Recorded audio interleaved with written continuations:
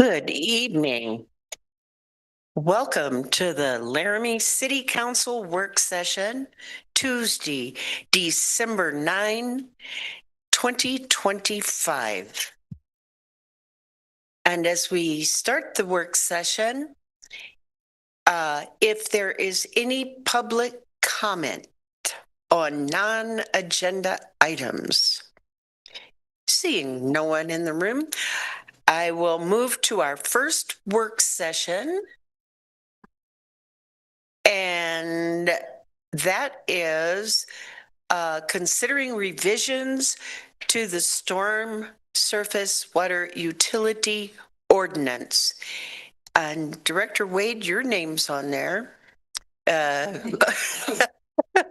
So is Mr. Feeser and Mr. Webb. So, Mayor, we'll see if one of them want to speak up or if Director Wade wants to, but we put this on there only because it was on our schedule for meetings. However, at the last work session, you had directed staff to draft an ordinance to bring back to you, which is coming in January. So this was just to not misguide the public that we were. Oh, I see. And yes, and the vice mayor and I were talking about it, and we thought after the first of the year is going to be a good time for us to dig back into it. Wasn't it you and me? Yeah. Yeah. And it'll give us a little bit of distance from it, and then we'll return to it, and we'll still have approximately 6 months to do any type of revisions, meeting with constituents from if we want to contact some of the outliers. We have 6 months, and we'll start after the first of the year. Okay. So is there any public comment on that agenda? Seeing none, we'll move to our second work session, and that is the city manager's end of year report. And I see City Manager Jordan. I hope the conference is going well. Mayor, it is, minus the technical challenges of participating in the work session remotely. So good evening, Council. I hope you can see me okay. We can see you fine. Very good. If you're ready, Mayor, I will start. I'll let you know, Council, I did distribute the detailed report to you shortly before this meeting. The clerk should have that as well so that she can project that on the screen. And my intention is just to move through the document, beginning with page 1. I will not talk about every element of this report. It's fairly lengthy, but I did want to hit on a few areas where I think it's to discuss the council's goal for the year and how we were able to wrap up that goal and be successful or not with respect to that goal in this past calendar year. So with that in mind, Council, I am starting on page 1 with the first broad policy goal category that you adopted for 2025, which is engagement and communication. And in general, all of the milestone objectives in this category were to enhance engagement with the public and communication with the public.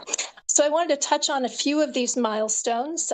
There are, I believe, 5 in this category. As you know, we have been engaged for a number of years. I think we're going on year 3 and into year 4 of updating the enterprise resource planning software that really runs our municipal operation, takes in all of our accounting, serves all of our customers, and also serves our internal employees with benefit and human resource information. This year, we had 2 or 3 modules that we were dealing with, and we will be getting ready to implement the last of the modules that will form the comprehensive suite of enterprise resource planning software. So with respect to the status on this goal, we were able this year to complete the licensing and permitting software. We are substantially complete on the timekeeping and payroll module. We are in progress on the human resource module, which will be a really nice upgrade for our employees. They'll be able to access information about their employment and benefits through an online portal, which for much of the world is pretty old school or pretty old hat. But for us, this is a new option that we'll be able to make available to our staff. And then lastly, we will be starting the final module, which is utility billing. I think we are very excited about this. This will be a customer-facing portal where our utility billing customers who receive city services will be able to access account information, track their usage, and really have some cool user features that I think the community will appreciate.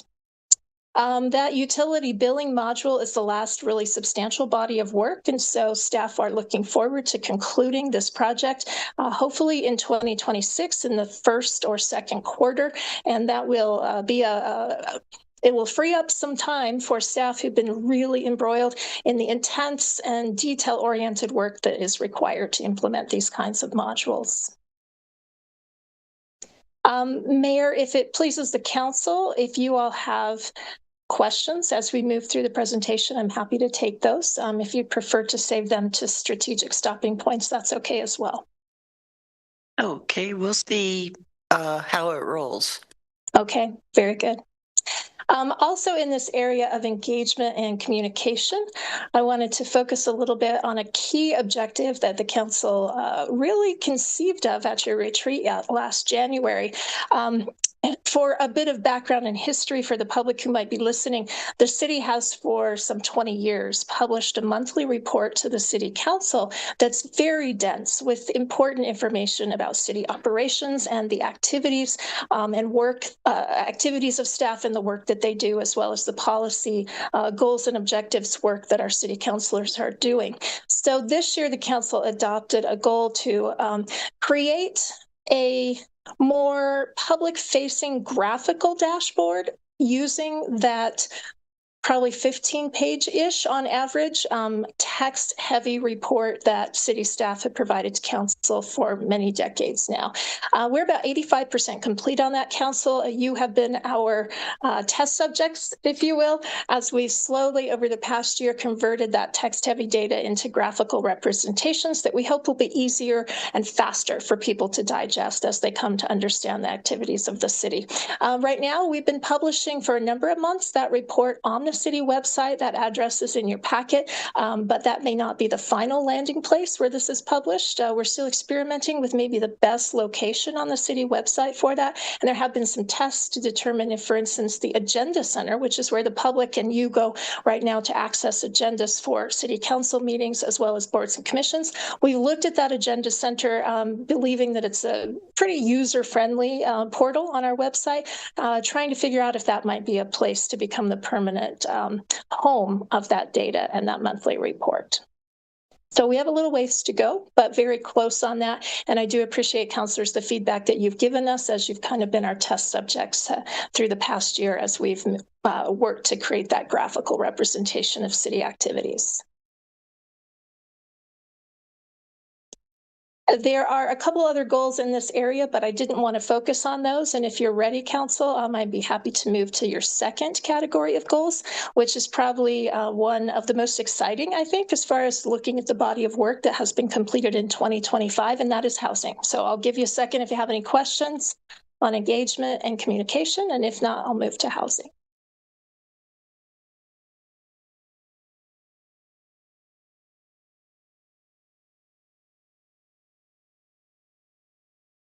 I see none at this time. Okay, very good. So with respect to housing, certainly the council have had housing as a policy objective for many years. We started studying this issue at the local level some 10 years ago in 2015 with the housing study that looked out into 2030, into the future, looked at our demographics and our growth trajectory, looked at what our community wants for itself in terms of growth and development, and told us the type of housing that we would need to be building over that next 15 years through 2030. This last year, 2025, was no different. We know housing is really important for us to have quality workforce and a quality of life for the people that live in Laramie. So I'm going to probably touch on every one of the discrete milestone objectives within this category of goals. The first was to conclude construction of housing-ready infrastructure projects. And these are very sizable projects that the city's been working on now in some cases, like with the Northside water tank, for 7 or 8 years. That's the amount of planning and lead time that is necessary to really build these large infrastructure projects like the Northside tank. And I'm happy to report to you that those projects have been completed. The Northside tank project is completed. Also, the sanitary sewer up at Corthell, and largely completed is the new sanitary sewer line on the north side of town as well. We continue working on tasks associated with easements for the Bill Nye sewer line that needs to be built, and also the north outfill. I believe Director Webb is there, so if you have any detailed questions around these projects, of course, he and his crew over in Public Works have been managing those, but we're excited to complete those projects. They really are essential to the future of Laramie, and this is the kind of large infrastructure that the city can take on and fund in order to clear the way for developers to build houses. Our second milestone under housing is to continue the work that really has become routine for our Community and Economic Development Department, and that is to consistently and constantly be monitoring our development code and updating it a few times each year as we encounter opportunities to refine it or to make it more user-friendly, or when they have conversations with developers or builders and maybe the private community raises an issue to their attention that we can bring before council and streamline so those end users find it easier to work with, and also we do see more commercial and residential development. Our Community and Economic Development Director provided a list here of the updates that you, council, have completed after staff presented those to you in 2025. You've cleaned up the code generally with some housekeeping items, also made some updates to the code that should make housing a little bit easier to build, and then also some building and construction updates, as you know, most recently were concluded in September. One smaller aspect of this milestone was an aspirational goal that the council had last January, and that stemmed from the recognition that the University of Wyoming would be completing dormitories, new dormitories, both the North and South Dorm, that are now located to the west of 15th Street, and understanding that that will likely have some effect on the local housing market, but no one really knows what that is. And so one smaller aspect of this milestone was to evaluate that. As you know, the University of Wyoming North Dorm did come online in the fall. The South Dorm will not be online until the spring. And so if the council wishes to continue to pursue that goal, that is something you may want to look at for 2026 to study the effects of that on the local housing market, because no progress was made on that in 2025. Next is a milestone asking staff to identify infill opportunities that would increase housing diversity within the core area of the city. The Community and Economic Development Department have really taken this on robustly. They have, in fact, completed, I'm happy to tell you, the infill map along with the complementary database, and it identifies commercial and residential properties in the city of Laramie that could accommodate housing if someone wanted to build on those lots. One thing that Director Taney sort of cautions us about is that we will need to do at a staff level ongoing analysis and work related to that information, but we now have a map, so it's readily accessible not only for city staff, but also for prospective developers who might be interested in where infill opportunity exists.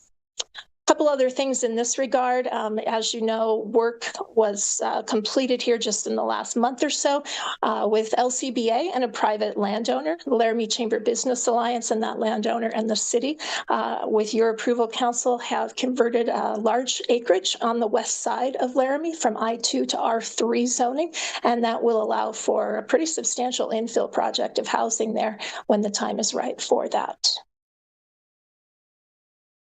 The fourth milestone under housing was to establish a program to recognize outstanding achievements and professionalism in Laramie's private residential rental market. If you've lived in Laramie for any time, we all know you hear stories about landlords that are maybe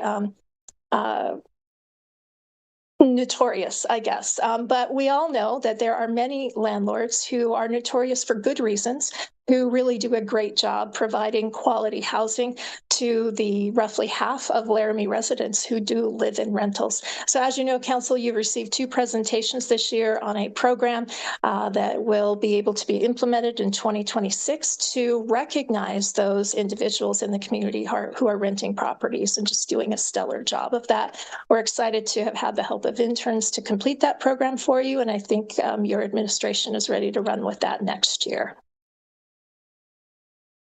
The 5th goal in this area is to identify land that could be acquired through conventional purchasing, land trust, trades, development authorities, et cetera, in order to incentivize housing development. One of the things that we know, of course, is that the financing markets are something outside of the city's control, but they really are impeding housing being built in our community and frankly in many communities and throughout the region.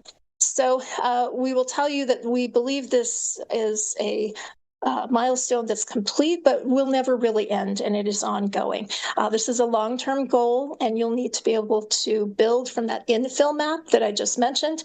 Also build off of the Albany County Land Trust that was established in this last year, and continue work to redevelop the city lots on North 4th Street, which is an important part of the financial portfolio that the city can bring to bear. City may not always have cash resources for, say, building infrastructure, but where we have land that we can sort of donate for ongoing housing development, as in the 4th Street example, that's a pretty powerful financial investment that your local government is making to bring new housing options to the community.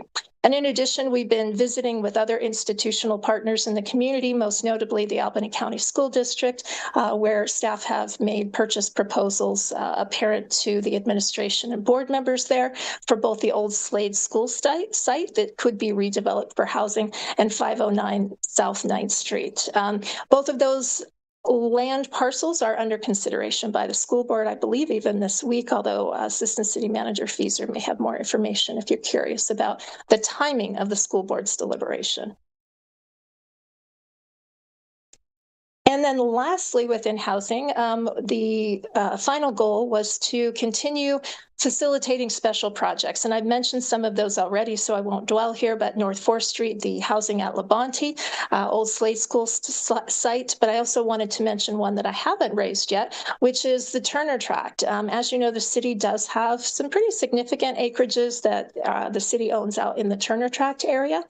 We have lots on Beach Street at Crystal Court that have been sitting on the market for many years and really languishing there. And I want to acknowledge the great work that our Community and Economic Development Director, Derek Taney, did to instigate the conversation with the Turner Tract Office Park Association to dissolve that, really, and to eliminate the improvement requirements, sort of an HOA type arrangement that were encumbering those lots at Crystal Court. We think that now, with the association agreeing to dissolve itself, that it's much more likely that those lots can be developed for housing. And as you know, we've experienced interest from housing developers for many years on those lots. And in fact, one of those inquiries did result in the senior housing that exists there now. So potential for additional Turner Tract housing on city-owned lots as well. Okay, I think I've addressed all of the housing-related items. Let me double check my list. And if you have any questions around housing, now would be the time. Oh, I should mention one other thing. The one lingering item here that I did not address, as you'll see, there was also kind of an aspirational goal of City Council last year.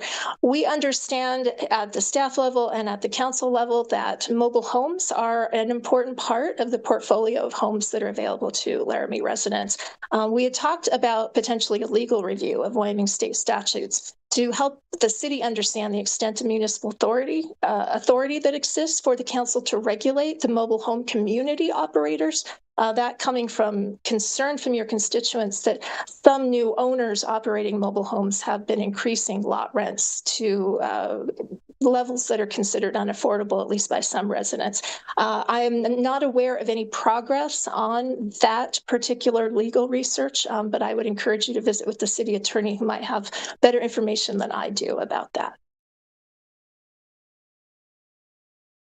And that's the end of housing. So I hope that I'll just wrap up housing by saying I think a tremendous amount of work has occurred. And I haven't even mentioned the fact that we at the staff level and the council level facilitated and also participated in monthly meetings of the Community Housing Coalition, which is a really great roundtable of people from all walks of life and all sectors of the local economy coming together and talking about this issue, and a lot of good work resulted from that effort, and staff were pleased to be able to support that and facilitate that for the community, working with all those folks.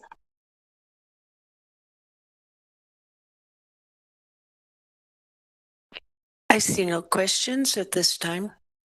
Okay, very good. So your third category of policy goals had to do with enabling resources and inputs. And that is really summed up in the statement there that you adopted that says, in order for the city government to achieve the community's needs and vision requires resources. Certain things can be done with sweat equity, but sometimes financial investments are important and those inputs are necessary if we're going to get to the future goals that we have. The number one goal in this arena was to collaborate with the Board of Commissioners and Albany County elected officials, and also with our town council in Rock River, our friends next door, to renew the specific purpose tax for capital construction purposes. That renewal has been greenlighted by the three governing bodies in Albany County as required by state law, and you all have determined what the size of that tax will be, what the projects will be, and to direct that be placed on the ballot for the voters to potentially renew in 2026. That will be and has been historically a really important financial resource for accomplishing the objectives of the community in the past and going forward.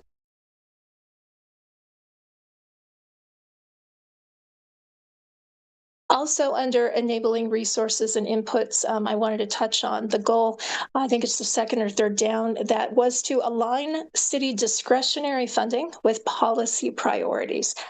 As you know, this was the second year of our fiscal biennium and a year where we did not really do a complete update of the capital plan. Nevertheless, we were able to do some work to help align your council priorities with the financial resources necessary to support those. Some of these elements we'll talk more about in the presentation further down, so I won't go into great detail. But as you know, I was able to recommend, and you ultimately did approve and appropriate, $14 additional million for street improvements, $5 million for the startup of the stormwater utility, and $5 million for a new housing enabling or housing ready infrastructure program. We'll talk more about those, so I'm going to skip past those for the time being, and we'll get into the detail in a minute. And then I wanted to call out the last of these enabling inputs, and that is being able to pay our city staff a fair and competitive wage. I'm happy to tell you that in 2025, I do believe the city has maintained the new market-based compensation program that we adopted a little over a year ago. We've been able to do that for both our benefited and our non-benefited, or provisional staff, as we often call them. That includes an opportunity once every biennium for a merit-based pay increase. And then, of course, council did approve ultimately the cost of living adjustment recommended that took place in July of 2025. That was a small adjustment given our pay program had just been adopted just a few months prior, but is important to make sure that we do keep those salaries competitive within the state and regional labor market.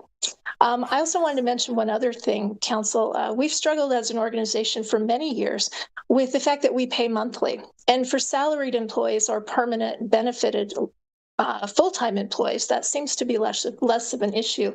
But for our non-benefited provisional part-time workers, sometimes depending on the timing of their start date with the city, they can be waiting many, many weeks for a first paycheck. So one of the great outcomes, I guess I would say, of our enterprise resource planning software being upgraded is that we will be able to convert to a semi-monthly payroll for non-benefited employees, which means from the time they start with the city to their first check will be a shorter period of time, which can be very important for folks in those more limited income categories.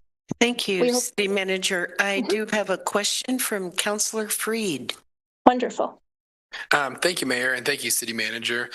This just got me thinking about, I think, one of the first few meetings we had this year on council.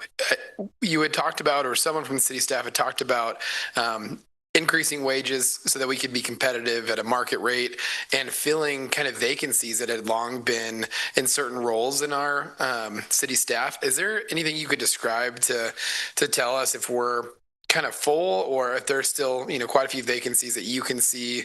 I'm sure that that's pretty fluid where people are coming in and out, but just overall, if you had any thoughts on that. Yeah, I think what I would say, Council, is I believe we're having the normal course of turnover, but we are not seeing people leaving the city because our pay is too low. We are retaining employees, but we are seeing that normal churn that I think you see in any large organization where people do come and go.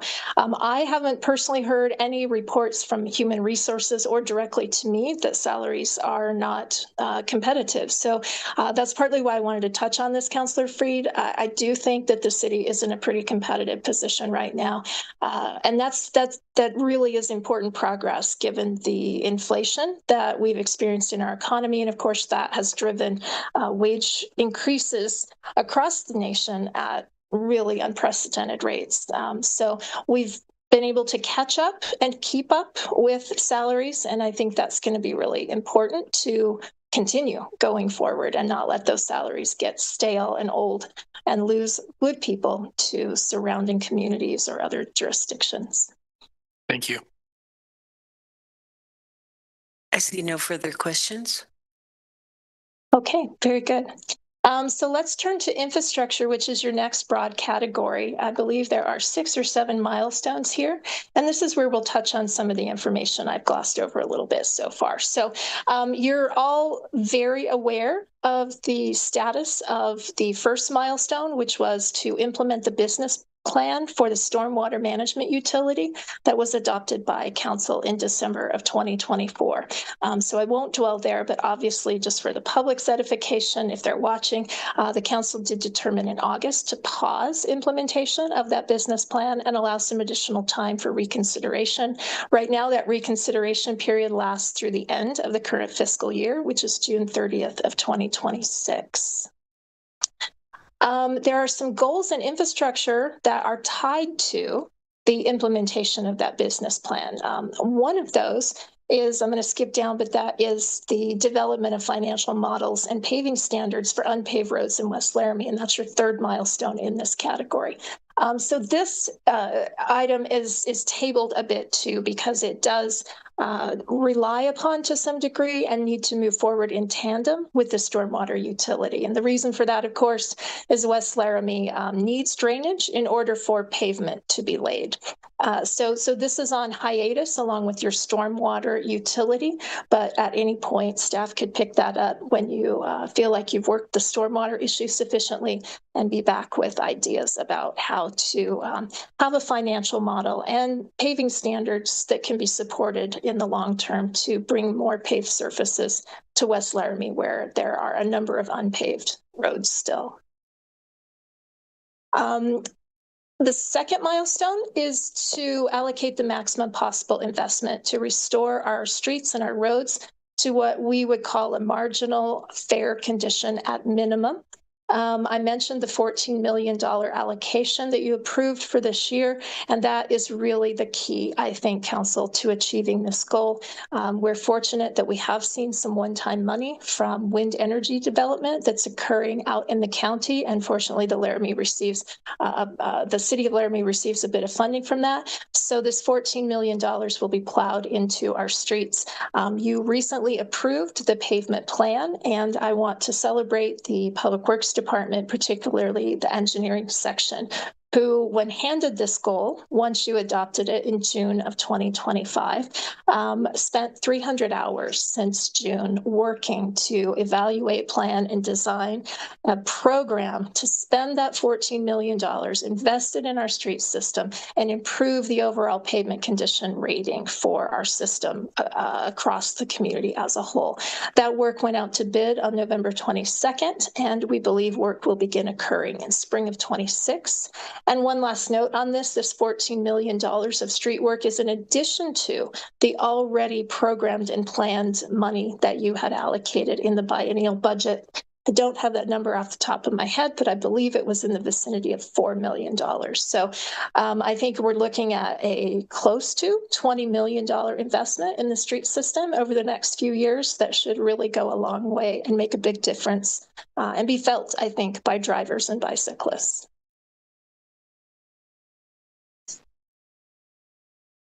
Moving down to the next milestone, you had a goal to maintain user fees and rates to sustain critical water and sewer services and our business-ready infrastructure.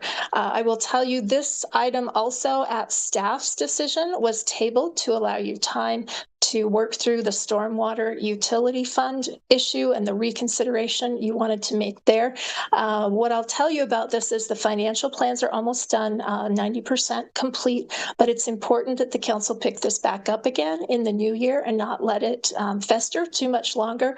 All of the time that we are delaying adjusting those rates is time that we are experiencing delayed improvements and we are incurring additional expense. So I know the staff will be back in front of you in the first part of 2026, probably coinciding with your budget adoption, to be talking to you about the rate adjustments that will be meaningful to get the revenue requirement up where it needs to be to support the capital plan. Good question there. And then I have a question, City Manager from the Vice Mayor. Thank you, Mayor. Thank you, City Manager. I'm just reading the portion of this on the right that noted that we had submitted an application. Can you share how much that was for? You know, I don't know the number off the top of my head, but I believe someone in the room right there does. Brooks, you want to tell us that number? Brooks will not be able to do that. No, did he leave? Brooks is not here at this time. Very good. So council, I'll be happy to pull that number up and I could send it to you once we get done with this meeting, I'm sure. You approved that application, I want to say in September, maybe it was early October. But anyway, yes, I will look it up and I'll send you the number. I apologize, I didn't include it in the material.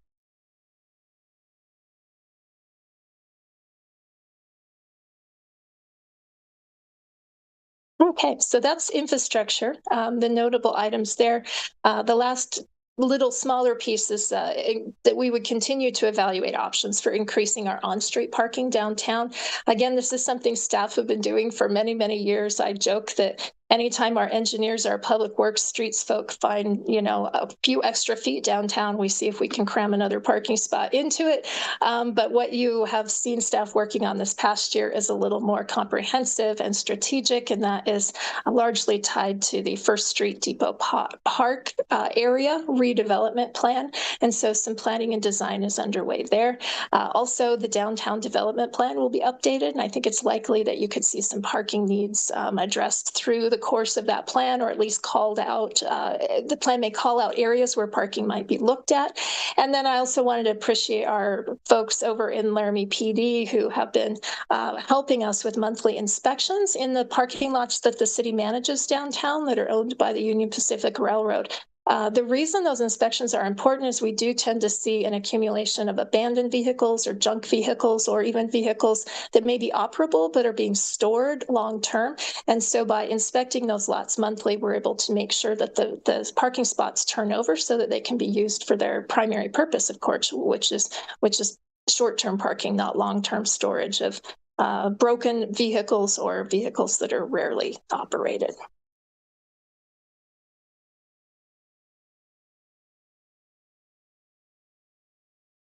Okay, so I don't hear any questions, so I'm going to move to our next category out of infrastructure. I'll just wrap by saying I think like the housing category, infrastructure has been a very successful category this year, and we're excited to do that because, of course, there is that important relationship between infrastructure needing to be well operating and also properly sized in order for us to support a growing community, whether that's new housing or that's commercial and business development. Next category is safety and well-being. And this category encompasses not only physical safety, but also emotional well-being for community members. This has been a priority for council for a number of years now. I wanted to talk first about a notable change in our public safety services arena that falls under this category, and that is our endeavor to transition medical patient transfers away from Laramie Fire Department and allow Ivinson Memorial Hospital to take back that responsibility for moving their patients between maybe their facility and other facilities as needed. So that separation did occur on September 1st of 2025. I spoke with the chief about this often this last month or two. Seems like things are going very well. LFD, Laramie Fire Department, continues to respond to E911 medical ambulance calls and of course fire calls. But patients transferred from the hospital are being handled by Ivinson Memorial Hospital's new transport service. The city had to do extensive work this year to contract with a billing company to bill for our E911 EMS services, as that billing had previously been conducted by Ivinson Memorial Hospital under the partnership that we had for many years.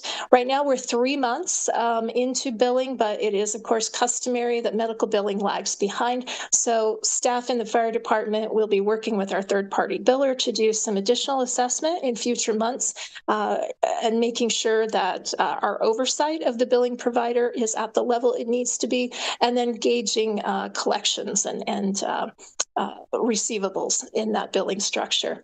From a budgetary standpoint, it is going to be important that the city achieve the financial break-even point in the long run for our E911 service. That is staff's goal, and I believe a goal shared by the city council as well.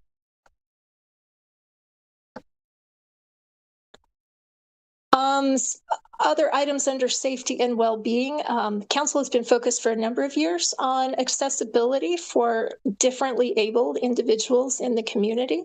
And I wanted to point out a lengthy discussion in this section about all of the improvements, and I shouldn't say all because this is just a synopsis of the improvements. It's certainly not exhaustive, but you'll see that a tremendous amount of work is done across many departments in this area, starting, for instance, with community and economic development, who enforce municipal code as it relates to safety and health and building codes and other things.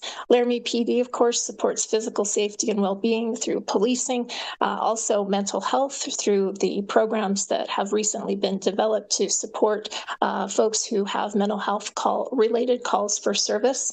Our human resources department also functions as risk manager for the city, and they are constantly working with staff in the city manager's office to try to ensure the safety of the public at special events and other community gatherings from a risk management standpoint. And then, of course, our street division heroes, they have been out removing obstructions in public rights of ways, including sidewalks, curb, gutter. I'll tell you a human interest story, I hope, about something that happened this year. So I received an email from a couple telling me that one member of that couple had slipped and, well, actually tripped, I should say, on an obstruction in the right-of-way. And I won't go into the detail about it. It was a pretty minor thing, but it ended up actually causing serious injury. And so I referred that to the street division manager, Shane Johnson, and he and the guys went downtown, and it was a minor thing, but they went and audited the entire downtown and removed those obstructions and filled them in. They're things that all of us have probably stepped over 100 times, and usually they cause no trouble. But in this one instance, it had been harmful to someone, and I was just so pleased with how quickly they went and dealt with that. I tell you that because they do things like that all the time in the street division and in public works, and they're making those improvements on a regular basis as a matter of routine course of business. So there's a list here, and if you have any other questions, I'd be happy to answer those. I should mention before we leave this topic that, as you know, Council, we have been evaluating our sidewalks and our ADA access around city facilities and parks, et cetera. And we do expect that report will be available by the end of the year. So more to come.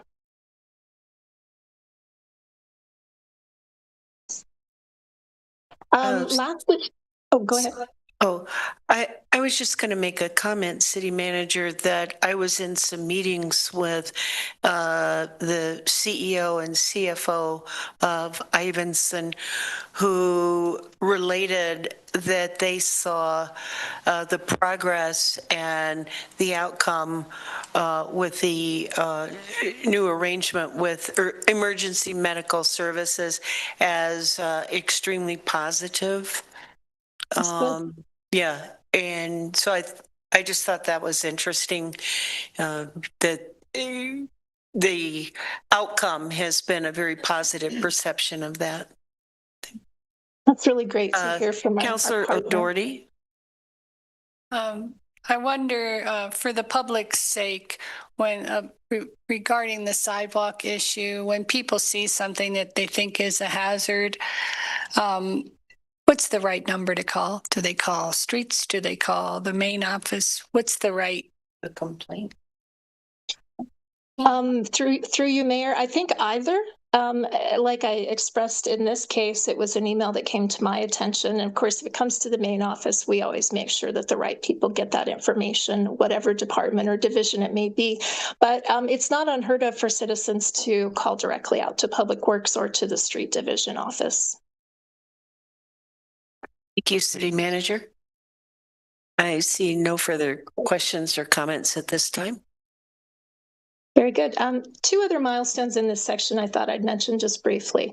As you know, the city, along with many cities across the country, have been the recipient of opioid settlement monies from national lawsuits. We have started just in the last few weeks to talk about how to determine how to use those funds. And a committee was formed.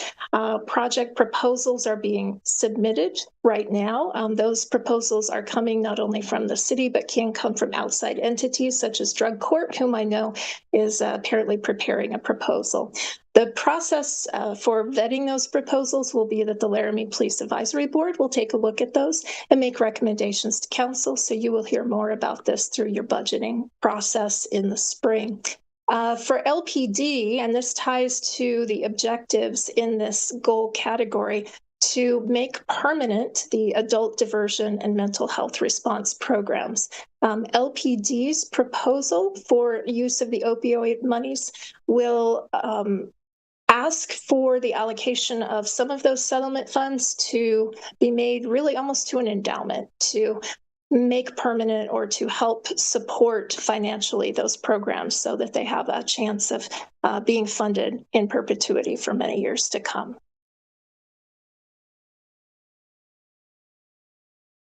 And that is the end of safety and well-being category.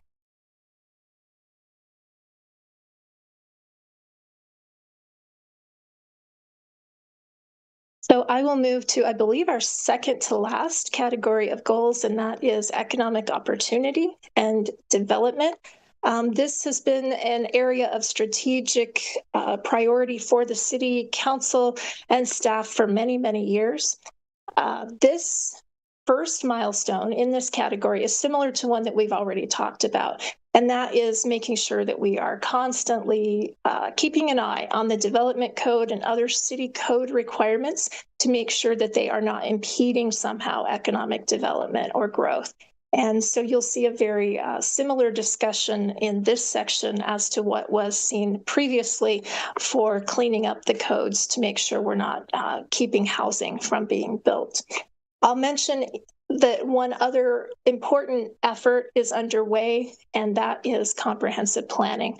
The city's comprehensive plan was pretty old, and you're all aware that that is being updated now. That comprehensive plan, as adopted by you all in probably 2026, will be really important to provide guidance on this topic, along with the city's economic development plan that was completed in 2020. You determined last year you wanted staff to take a look at youth sports facilities in Laramie and determine if the needs of youth sports are being met or if the needs are not being met. And you are aware from speaking with Director Bork and the consultants last week that that project study is underway. It's not going to be finished by the end of the year. I'd say it's only about 20%, 25% complete right now. But we do know that public engagement is starting this month, and you can expect at this time to see that final report in 2026 in August. So probably the third quarter, maybe beginning of fourth quarter next year. And then also related to evaluating the community, you had a goal to consider and evaluate growth opportunities in underutilized areas in North and in West Laramie, looking at those areas and trying to determine what kind of development could occur there and might be the type of development that would attract investment. Community and Economic Development Director Taney sadly reported to me, and I'm now reporting to you, that we, of course, did have approval of the city and county growth plan by both the city and the county governing bodies. Unfortunately, the MOU that was the second step in that process has stalled. It is not. It's not apparent that it will maybe ever, honestly, be approved. So what have staff been doing? And the reason that's important is that document is foundational to having a thoughtful strategic growth plan to expand the city into areas where growth was planned to occur out into the county areas or into unincorporated areas. So staff are continuing to work on the comp plan. I mentioned that already. That'll be an important element of this. And then also that infill map that I mentioned before. If the city doesn't have opportunity to expand in that, thoughtful, logical, methodical way that cities do expand out into unincorporated or undeveloped areas, then focusing on infill development within the community is going to be maybe even more important for the future.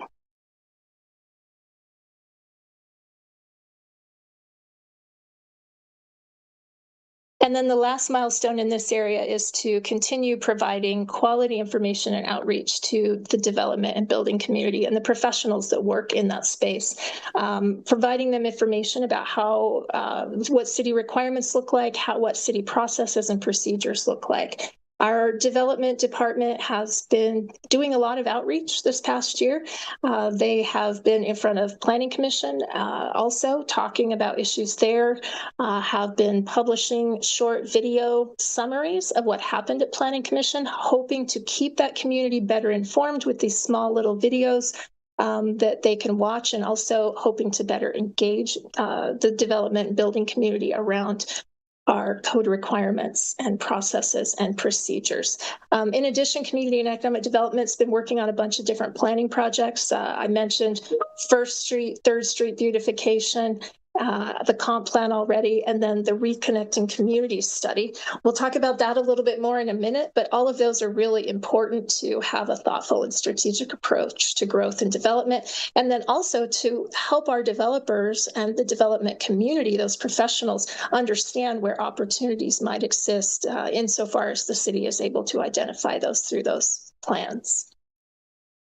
Also, the contractors meeting. I know some of you are interested in that.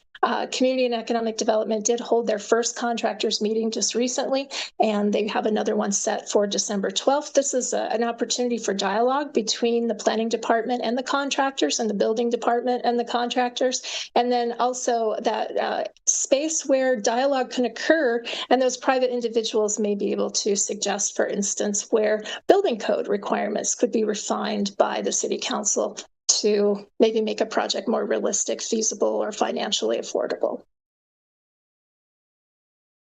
So more to come on that. I'm going to move to public transportation and accessibility. I promised you I'd talk about Reconnect West. As you know, Council, we have had two big transportation and access related studies underway this year. The first is Reconnect West, which was an acknowledgement that the community is very divided on an east to west trajectory by the railroad, by the interstate, and by the river. And those three things really create impediments for people to move around town. Less so when they're moving in a car, more so when they're moving on foot or on bicycle or other means of transportation. So Reconnect West was funded by a federal grant about in the same time frame as we received that grant. We also wrote and received a grant for transportation planning. And this is your classic public transportation planning grant. So recognizing that those two efforts are very related, the transportation plan and your Reconnect West plan have been looking at all of those issues of transportation and connectivity, but they've been working closely together, and the plans are being developed in a collaborative way to ensure that they're complementary and that, you know, the outcomes or the recommendations of those plans will form a synergistic effect for the community and not something that is contradictory coming out of the two plans. You're going to be very rapidly reviewing the outcomes of these plans. It should be a really exciting year. ACTA, the Albany County Transportation Authority, reviewed the draft transportation plan last week, I believe, and you will see that coming before you in January. Likewise, the Reconnecting Communities Plan draft will be coming forward in January also. So a lot of fun information there and things I think that could really change the way people move around Laramie, make it a lot easier and more feasible, particularly for people who maybe don't have reliable transportation of their own.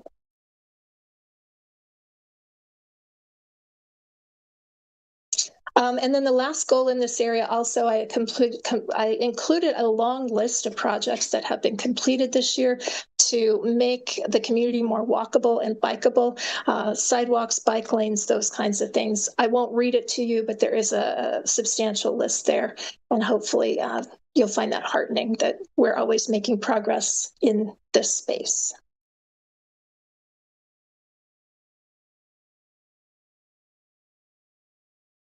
And we're ready for the last category. Our last category of your adopted goals is with respect to the environment and being good stewards of our natural resources. There are 3 milestones here. The first is to develop a waste reduction strategy with diversion goals in order to reduce the amount of waste that goes into our landfill. We thought that we would have to delay this goal and that we would make very limited progress because we did kind of reconfigure things mid-year. But I actually am happy to tell you we made more progress than I thought we would. You'll recall a work session on October 28th where Director Webb talked about phase 1 of the diversion and waste reduction strategy, and then that is a waste characterization analysis. We're under contract now with Tri-Hydro to perform that study, so they will actually kind of sit at the gate and they'll see what comes in and they'll characterize that waste. It'll give us a lot better understanding of what types of waste in broad general categories are coming into our facility. And then knowing that will empower us to determine how we might divert or reduce certain types of waste where opportunity might exist to keep it out of the landfill and maybe recycle it or reuse it, or, you know, who knows where that will all end. But the first step in that process is underway. The waste reduction strategy itself is likely in a subsequent year, 2026, after the characterization study is completed. The municipal emissions inventory, as you know, is something that was developed a number of years ago, and we aspire to keep that up to date. And Ben Levine, our Natural Resource Program Administrator, tells me that it has been updated for fiscal 25 and that will be complete by the end of the year, and the work is on schedule and on target. And then lastly, implementing the outcomes and strategies recommended in the Casper Aquifer Protection Plan. That also is on schedule and on target. The Casper Aquifer Protection Area Overlay Zone was updated to reflect our new Aquifer Protection Plan. And then also Mr. Levine has reported to you about the Well Monitoring Network report, and we do expect the recommendations from that report to be coming forward in 2026. And then after that, a request for proposal will go out to actually implement that well monitoring network program in whatever form that turns out to need to be. So 2026 is likely when you will see implementation of the well monitoring data gathering that is necessary in the program to make sure that we're constantly monitoring those things. Council, that is the end of my report. And I'm happy to stand for questions. Councilors, questions or comments? Vice Mayor? Thank you, Mayor, and thank you, City Manager. It's really helpful to see all of this information and see where we are. And thanks for the work to put this together. This doesn't seem like an easy project. I am curious of the things that we are looking at here. I know some of them are ongoing, and there are some real obvious ones I think that we probably don't need to address, but where do you see kind of the hiccups and the struggles as we move into 2026 and things that we need to be aware of as we try to, support staff or think about where there might be a few roadblocks?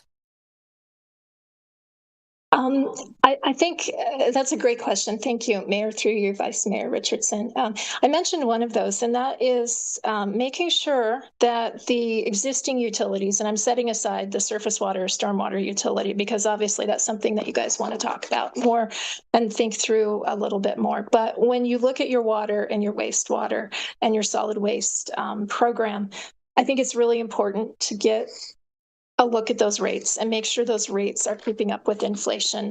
That inflation that we've all experienced, well, of course, the city has too.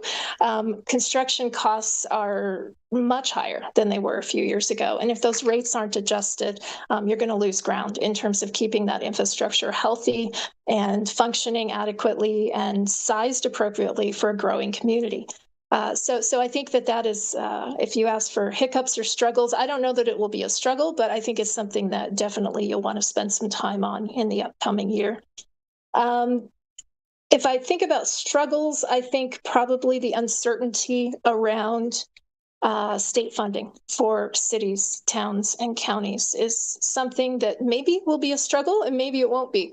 But right now, we see the legislature really reckoning with taxation policy broadly, right? What will we do, or what rate will be assessed for property tax? What will the state do, and what rate will be assessed for sales tax, for instance?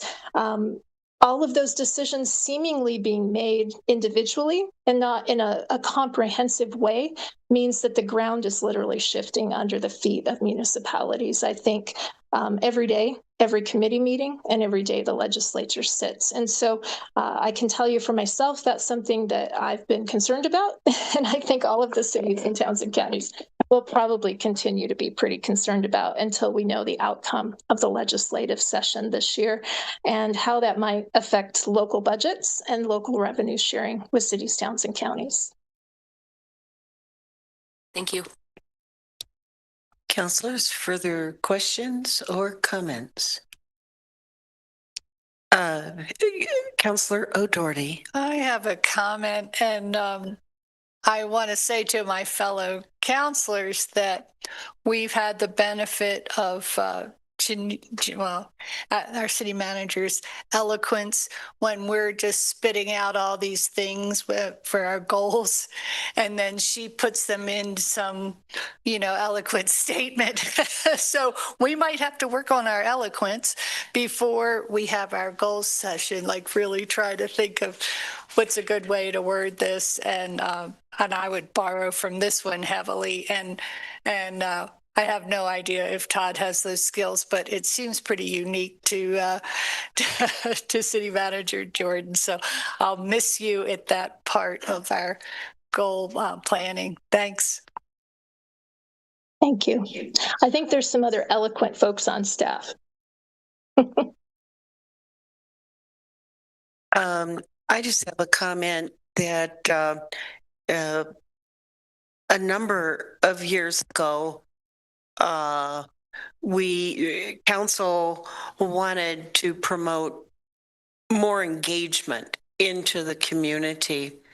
And I just really appreciate the way that you and the other managers and the staff have taken that request, that directive forward and operationalized it in an amazing way that I think for me far exceeds what I ever anticipated. Some of these public meetings, the multiple groups that have been attending the market, Freedom Has a Birthday. I mean, we have booths all over the place. I love it. And I just think it's had a very positive impact. And I think with our Reconnect Laramie, that the presence we have had over on the west side and in West Laramie has been recognized, and that it's helping to bring us together.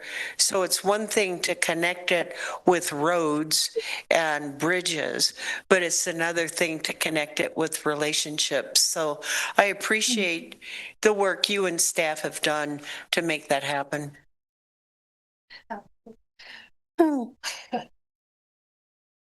Further questions or comments?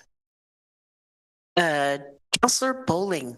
Thank you, Mayor. And thank you, City Manager. I'll echo Councilor O'Doherty and the Mayor again in saying the ability to take goals and objectives as outlined vaguely and then translate them into actionable items is pretty impressive. Just going back to housing, I don't know that this is probably news to anybody at this point, but just for any public that's listening, let folks know that the school district has delayed the vote on the Slade project. But housing advocates would still encourage people to attend the meeting at 7 p.m. tomorrow to testify if they are in support of that city project. And can you provide the location for that for the public?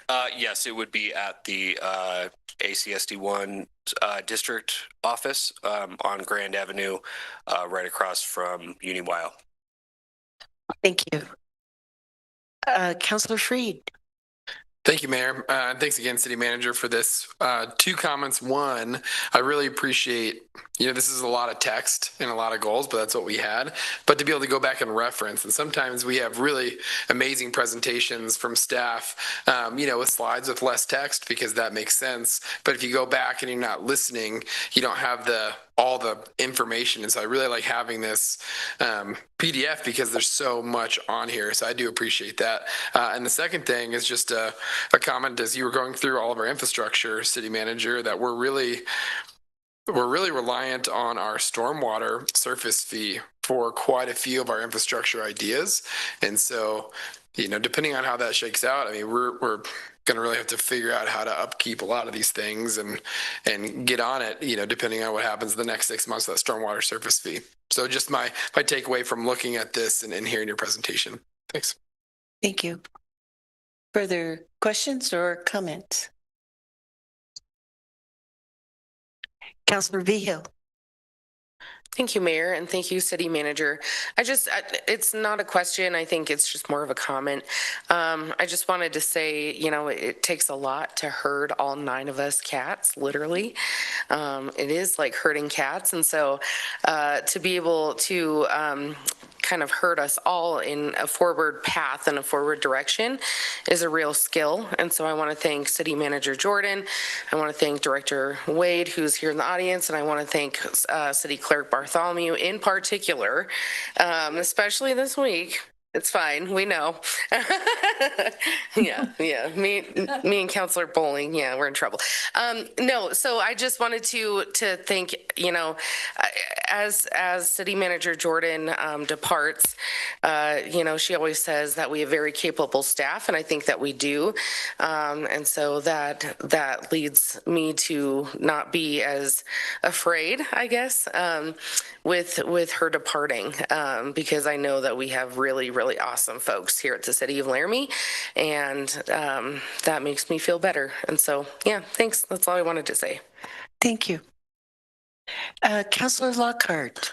Thank you, Mayor. Thank you, city manager, also very, very informative and helpful. I don't know, I wasn't able to attend, but last week, Katie Holyfield with the Wyoming small business development. Yes, I couldn't get the initials out. They had a presentation with a senior research fellow about keeping kids here in Wyoming, and I have the slideshow, and I actually had two people call me on it that attended it, and they loved what was said. So if you guys don't have that slideshow, I'd be happy to send it to you, because it's very informative on things that we can do with the planning department and code to hopefully try to make it easier to develop dense housing here in town. So thought I'd just mention that. Thank you. Thank you.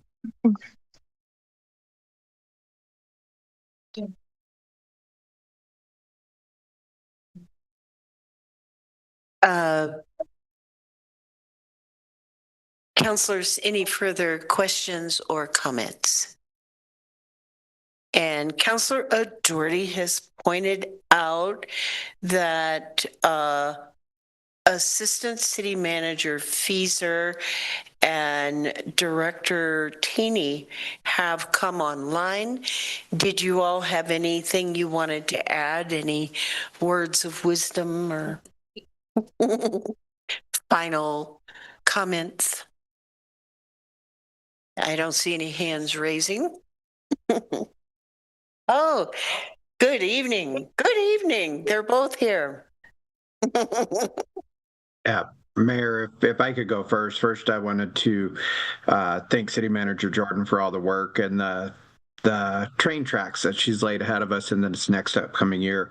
You know, speaking to some of the things that she spoke about in our goals this tonight, but think about our SPT ballot that includes both stormwater, unpaved to paved initiatives, streets, and work along the lines that were part of the goals that are all just a continuation of the work that we've done this year. And then there was the slate update, but we continue to make strides towards the goals and continue to make improvements, and that's due to her leadership. So we sure appreciate that and look forward to what we have ahead of us. Thank you, Mr. Feeser. Director Taney.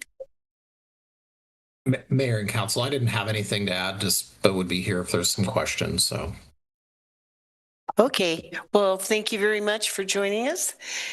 I think we will go to the public.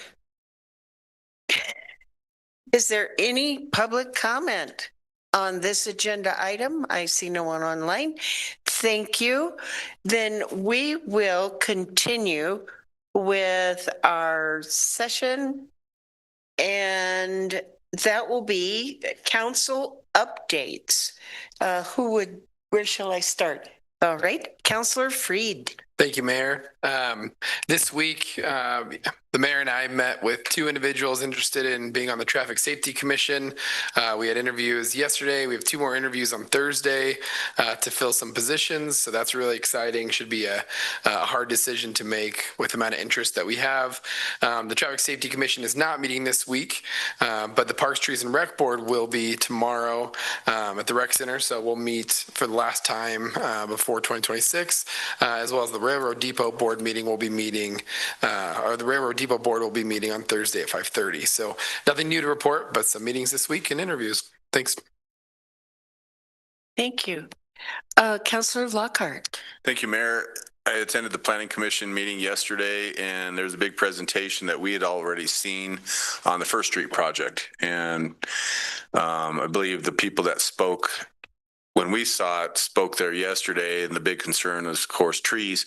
And the planning department did show some different alternatives with the trees on the north end, who the city arborist said we could keep, just prune them, where the ones on the south side are pretty much, most of those are in really bad shape. So just some different alternatives that were in there. Then also the mayor and I are interviewing a candidate for the board for the URA tomorrow. Okay, and that's all I have to report. Thank you, Councilor. Councilor Newman. the meeting that Councilor Lockhart was talking about, I was in attendance at that. It was really good. Some good information. And I can send the PowerPoint. I think all of us have it now. Could send it out to you guys. And then talk to Director Teeny afterwards. And maybe kind of a small work session just to kind of go over what was talked about. I'll probably bring that up at the next meeting. In particular, just as a funny, Director Teeny said there was one of the items that I had to work on, and that's controlling the weather here in Laramie. I don't know how I'm going to do that yet, but if you have any ideas, let me know. So that's all I have. Thank you, Counselor. Vice Mayor? Thank you. So Main Street met and they just had a budget meeting. So not a lot to report there. Big for them, but not so much to report out. And the train lighting, though, is this week on Friday with the parade. So if you can make it out for that, great. They also noted that Shop Small was a great turnout. So keep shopping locally. I also was at the WBC meeting, Wyoming Business Council meeting for housing. That was interesting. And Councilor Behill and I interviewed a couple candidates for the Downtown Development Authority Board, and I think have a person that should be great. And on Monday, the DDA will be doing a walking tour for the downtown plan. So that will take up a big chunk of Monday's afternoon, but should be really interesting. So that's it. Good. Thank you. I also attended the Wyoming Business Council presentation from Dr. Eric Pretzner, and his presentation was interesting and presented several challenges to us. I did think it was interesting as he tailored the presentation in the beginning for Laramie and/or Wyoming, that one of his significant concerns was legislative allocation of funds, some of the changes that are occurring, and the flux that we seem to be in. So for somebody to come in and recognize that as an issue, and that without sustainable funding, then it impacts infrastructure, and then infrastructure will impact our ability to increase housing. It was just another reminder. And then the second thing, the suggestion of getting rid of parking. I think if we had that council meeting, we would need to meet in the football field. So on Tuesday, I had at LCBA, a subgroup of the Housing Trust met to try to pull together information to offer to the school board. There was messaging that they felt that they didn't quite understand some stuff about the trust, how it worked, and were seeking that information. And they have a hard decision to make, and we wanted to make sure that we provide that information and that they have what they need. So I thought that was a productive meeting, and we were given assignments, and we'll be showing up at the meeting to try to continue bringing that forward. The vice mayor took the lead on developing an information sheet, which a lot of us worked together, and that went in to the realtor, the broker, to be distributed to board members, again, to help provide that information that they were requesting. Also on Tuesday, we met with Finance Committee. On Wednesday, Todd Fieser, the engineering group, the vice mayor, and I met with the company Acadia Research and Development, which is working on a new method for enforcement of concrete. So it uses a carbon technology that it's as an additive to the concrete.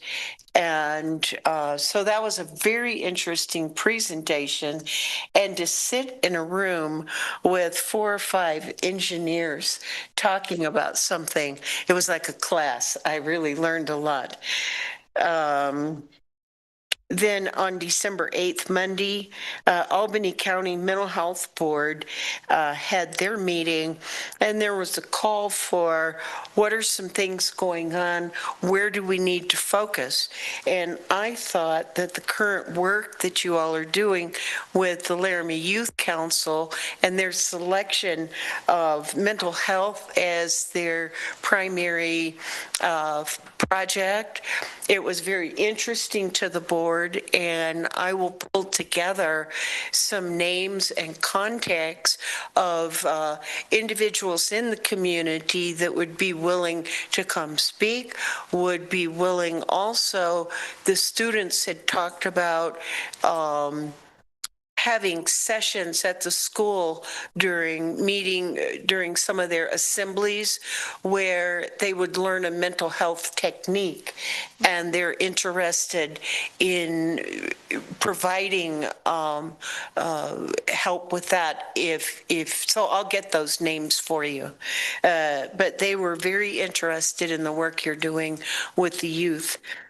Then I attended the WAM Leadership Training Committee, where we went over some of the book, the book on being a mayor and a counselor, and we're looking at the boot camp, the new council boot camp, and the content there, and we're doing content review, and so that was pretty much the focus of that meeting. And then that evening, the vice mayor and I attended the LCBA Cornerstone reception, and Brad Enzi was extremely complimentary regarding his work and partnership with the city, and that was nice to hear in front of all those people. And then tomorrow we have I have URA interview with Councillor Lockhart. Councillor O'Doherty. The Environmental Advisory Committee met last Thursday, and there were a lot of things going on, but I wanted to remind people that on December 11th, I thought that was a Thursday, but I'm not sure. December 11th from 6:30 to 8:30 at the Laramie Fire Department Station number 2, there's going to be the EPA and the Wyoming Department of Environmental Quality talking about the Ned Log property. That's been changed. Oh, it's changed. Okay. That has been changed. Sorry about that. To the following Tuesday. So 6:30 to 8:30. I knew that, and couldn't come. Okay. And the gentleman coordinating it, I don't have his name in my brain right now, but he talked to me about that they would come and do a work session for us. Okay. They will not be. I asked if he was going to be recording it, and they will not be recording it at this session. And they were very positive that if they came here and presented, we would then have it recorded and on the record that could be distributed and accessible to the public. So I've sent that messaging to Mr. Fieser, and we're going to look at having them in to speak to council sometime in January or February. Sorry about that. Yeah, well, I'm glad you corrected me. And I wanted to, we heard from two students who are, did a study, vegetation study of the pipeline scars by Pilot Hill, the university property there. And we learned a lot, you know, like the, as you probably well know, the tumbleweed, that's what starts, you know, like that's the first colonizer. And I thought tumbleweed was really terrible, but I learned from the committee member Hayes that it helps stabilize while the other things get going. And tumbleweed doesn't handle competition very well. So he said when they first plant, the first year is sleep, the next year is creep, and the next year is leap for the native grasses and all. And so the students showed that progression. Their research showed pretty much that happening, except for this was a dry year, so not as much creeping as we want. And Member Hayes, he has Rocky Mountain Reclamation, and so he's a great resource. He said they have a Laramie Valley mix for dryland grasses that grow well here. So I think that's something that we should look into about, you know, how people can learn what can grow well here without much water. The students were great. They very enthusiastic, and it's an opportunity to do long-term studies. And I think that's all I wanted to say. Oh, no, the project, the monitoring wells is moving along for the Casper Aquifer. That's it. Thanks. Thank you, Councillor. Councillor Shumway. Thank you, Mayor. The Laramie Youth Council did meet on Wednesday, and they continued that discussion which you mentioned about having speakers come to the high school, and they're very much interested in those names. If you could get those to Nancy, then we can do that. And also, that meeting, our city clerk was not supposed to attend because she had taken a vacation, a break, and for some reason she just keeps showing up, not only to that meeting but to other meetings. We're gonna have to teach her how to take a break. So, but I will say this: our city clerk is invaluable to those meetings, so I'm certainly glad that she did come. And the Laramie Youth Council is continuing to work on their goals, which the primary one is mental health. And I'll leave it at that. Thank you, Councillor. Councillor Vigil. Thank you, Mayor. So last week on the 3rd, as City Manager Jordan kind of mentioned in her presentation, we had the Albany County Transportation Authority meeting. And that was, I think, probably my most favorite meeting recently. We got to see the draft of the transportation plan, built out for 10 years in advance. And it was really, really cool, especially the West Laramie Loop, I think was really awesome. And so if anyone wants to see that, I can send you a link. Yeah. I would like to see. Yeah, absolutely. Yep. Totally. And then on Thursday, Councillor Bowling was generous and offered to join me for some Human Rights and Relations Commission interviews. So exciting stuff. Yeah. Good. Thank you. Councillor Bowling. Thank you, Mayor. Just a few updates. Last Friday was able to spend some time with Tom Drugan of Drugan and Haddad, the artist team working on the 3rd Street beautification project, as he returned for a second visit.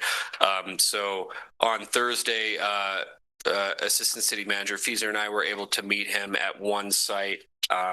He met with Director Tenney and Mr. Fieser the following day, and Tom and I were able to spend a couple hours touring specific places that he had not yet gotten to see, and then we're able to kind of have like a longer discussion about the community development aspect of that. So cool things to come, and I just want to reinforce that I think our city team through their process really picked the right people to work on this project, and they're going to come up with something that's super thoughtful and reflective of our community that people can be really proud of. As Councillor Shumway mentioned, we did have youth council on Wednesday. On Wednesday. This time we had pizza, which is great. Especially at 6 o'clock for a bunch of high school students. And yes, we continued a discussion on what the kind of mental health related events specifically at the high school would be. There'll be some tabling that they'll be doing in the cafeteria in advance of something that we're looking at kind of like February, March, which will be like a larger school-wide session in the auditorium. But I think focused on the idea of like sharing resources and techniques that students use in order to manage stress, right? Rifle range board is tomorrow, and addition to the Albany County Trustees meeting at 7. And then, as Councilor Vigil said, we are interviewing some HRC candidates on Thursday. That's it. Very good. Thank you. So if we can now turn to the agenda review. And we'll start with consent agenda. Is there anything that a counselor would like to move to the regular agenda?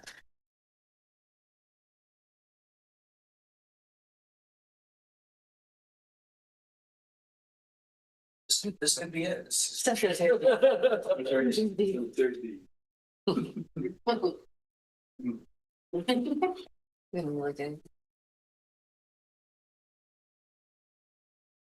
man. Counselor Newman? Should we let them know about 9I and why that's on there? Just so it's not. Oh, yes. Would you like to make a statement? Yeah, so I'm happy to still go to these meetings. I do them over my lunch, which is totally fine. But the mayor was through the Housing Coalition goes to the meetings anyways. So we thought instead of 2 counselors being there, she could kind of do double duty, and she was okay with that. So that's why we put this on there. It saves me. I can actually eat lunch that day too. So I and not be rushing back and forth to try and do that meeting. So it really made sense. Yes.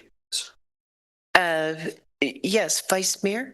Just real quick, I just want to say I think that's great if you guys looked at that, and if there are more opportunities where we're seeing doubling up where we maybe don't need to, let's clean it up. Yeah. If we're doubling up. And Councilor Lockhart, I'll talk to you about the comprehensive plan. It's thought that you don't really need to be part of the everyday meetings. What would be preferred is if when they get that done, as a member of planning, that you look at it and give feedback, but that not attend those meetings. Councilor Bowling. Thank you, Mayor. This is not a request to move. I'm just curious.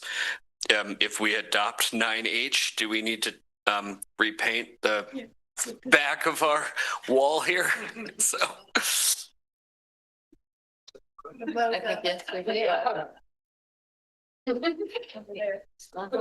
Eventually, yes. All of that stuff could be updated. Yeah. Maybe we can hire some talented local artists. Might you know one? All right, if we can move now to the regular agenda. And just to give you a little background on number 11, the Finance Committee, who is Councilor Newman and Councilor O'Doherty and I, met with Director Wade, and we are suggesting a little change to that and designating a smaller amount toward mental health and Robbie's house. And we will just bring that up so that all of council can hear the rationale and can discuss it and determine if that's what we want to do. Any other questions on those? All righty. Director Wade, I started to say Counselor Wade. If I could just add something for the whole council, I did let the 4 organizations know today that the item would be on the regular agenda. And so each of the organizations has been contacted. But if you're so inclined to do so, I just wanted you to know that I had done that work and encouraged them warmly to attend. Oh, thank you so much. I was going to try to get to that today, so I'm glad I didn't. All right. Vice Mayor, did you have something? Nope, all good. Okay. Well, then we're adjourned.